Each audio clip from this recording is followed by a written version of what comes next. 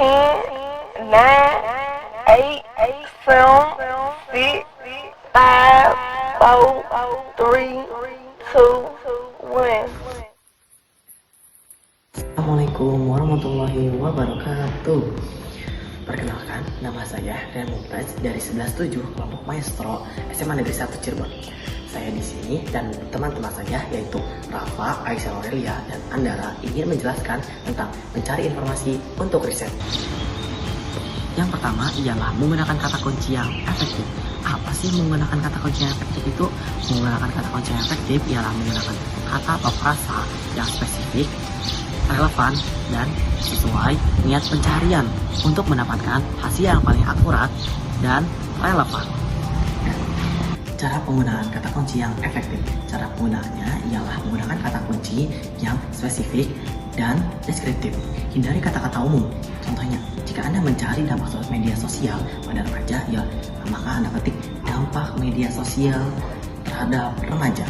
Jangan hanya media sosialnya saja atau hanya remajanya saja, karena itu masih kata umum yang akan memunculkan banyak beragam informasi dan akan memberikan Anda untuk langsung mendapatkan jawaban yang Anda inginkan.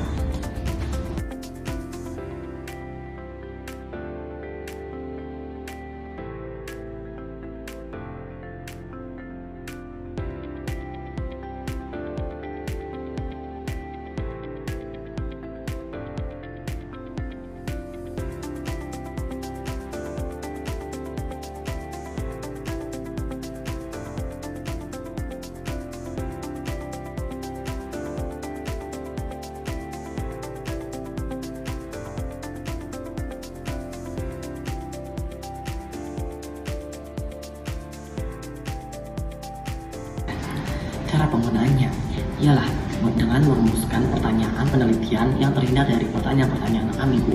Contohnya, daripada menanyakan bagaimana ekonomi, lebih baik menanyakan berapa tingkat pengangguran di kuartal ketiga tahun 2024. Dengan Anda menanyakan hal tersebut, Anda akan langsung mendapatkan data statistik yang berdasarkan bukti.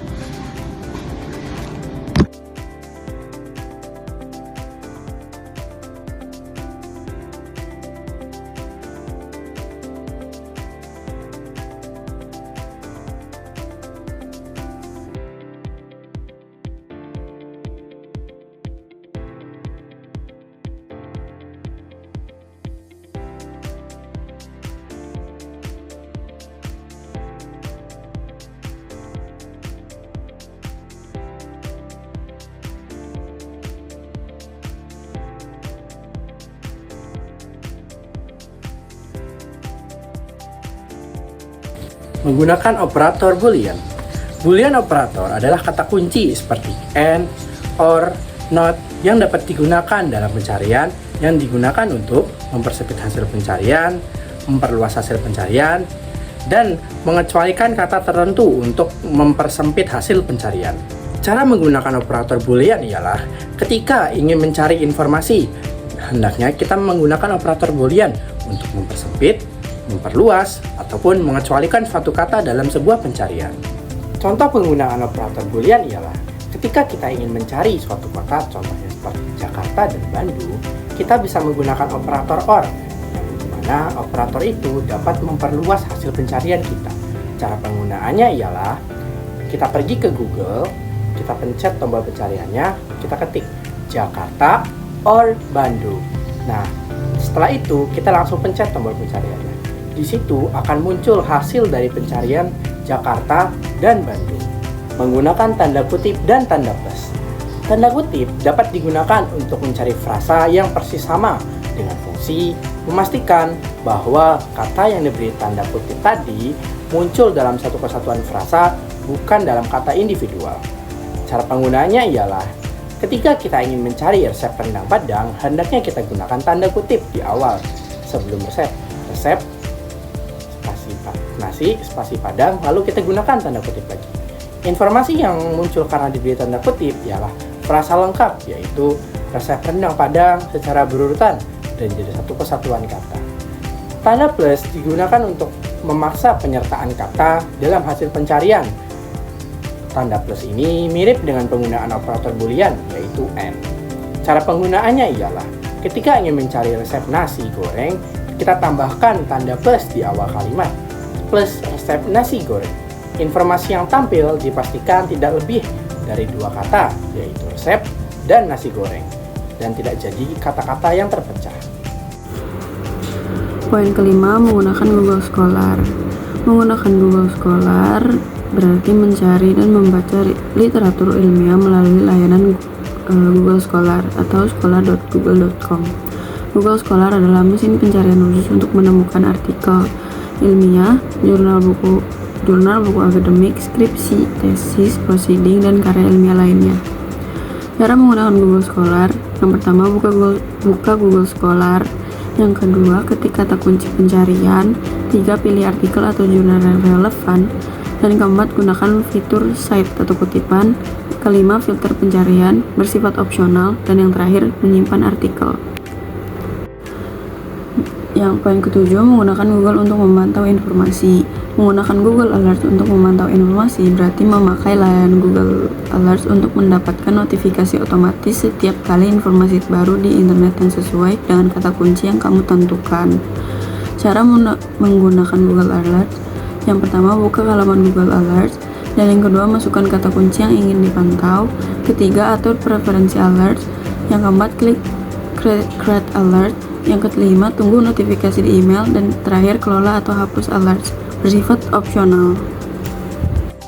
Selanjutnya, saya akan menjelaskan tentang poin keempat dan ke-8. Poin keempat yaitu sintaksis pencarian efektif.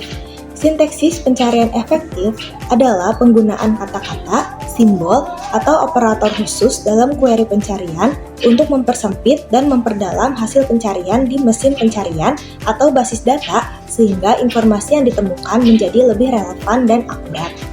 Berikut beberapa cara umum penggunaannya. Yang pertama, ada tanda kutip, yaitu untuk mencari rangkaian kata yang persis sama dengan yang tertulis dalam tanda kutip. Yang kedua, tanda titik 2, yaitu untuk pencarian spesifik. Dan yang ketiga, ada tanda bintang. Tanda ini berlaku sebagai placeholder atau kata untuk frasa apapun yang berguna saat Anda lupa kata tertentu dalam sebuah frasa.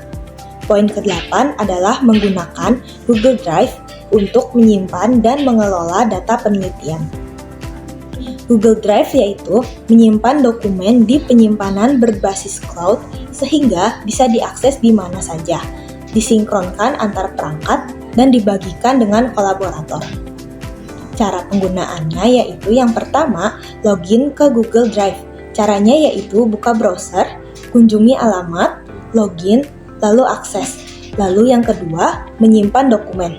Caranya yaitu mengunggah file yang sudah ada, klik tombol plus atau baru, pilih upload file, lalu pilih dokumen, klik open. Cara membuat dokumen baru secara langsung di Google Drive: yang pertama, klik tombol plus atau baru, pilih jenis dokumen. Dokumen baru akan terbuka di tab baru. Sekian penjelasan dari kelompok kami, kurang lebihnya mohon maaf. Wassalamualaikum warahmatullahi wabarakatuh.